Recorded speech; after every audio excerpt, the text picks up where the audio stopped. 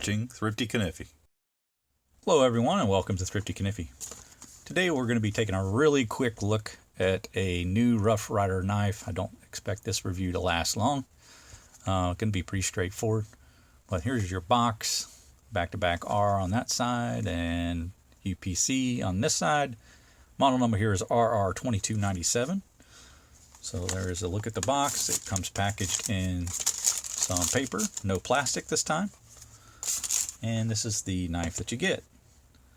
We're looking here at a Rough Ryder Canoe. We've got a 3 5/8 inch closed length. Now this canoe has two blades, much like any other normal canoe. You get a spearpoint blade on this side, and you get the spearpoint blade on this side. So two of the same blade, just different sizes. The main blade is just about 2 5/8, let's call it, full to the tang, and then the cutting edge about 2 1/4. Get a match strike pull on this guy. Just a good look at the blade edge. There's your tang stamp, Rough Ryder. Pretty large font there. Do get half stops on this. Walk and talk on the main blade is really nice. That last 90 degrees is about a 7 to 8, somewhere in there. And I'd say the first 90 degrees is about a 5.5 to 6. But I'll shut up a minute and you can listen to the engagement of that blade.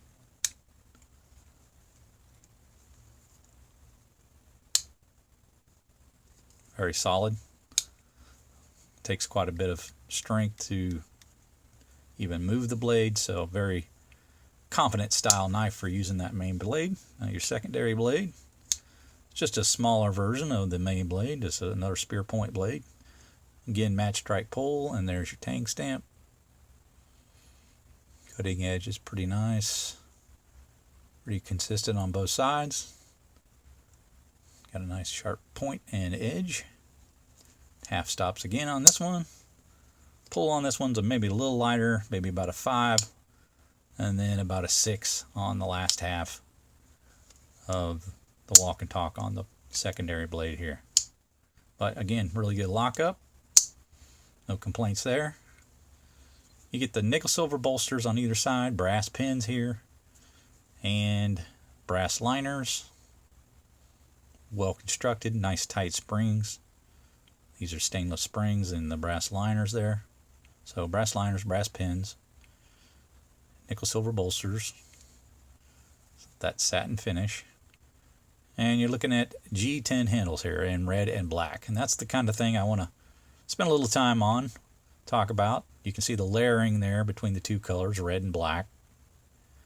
And I'll just say that, they made a Wasp series with black and yellow.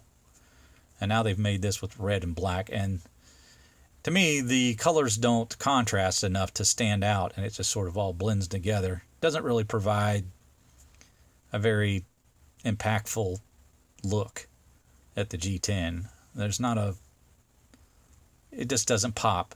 The contrast isn't there. So I don't know if they were maybe hoping for a little more of a colorful style, but it just doesn't work. The red is too dark to stand out from the black, and it just sort of leaves a blah color to it overall. So unless you're really enjoying the color of the handle, I would probably just shy away from this knife, because it's $13.99, and I'll show you the webpage here.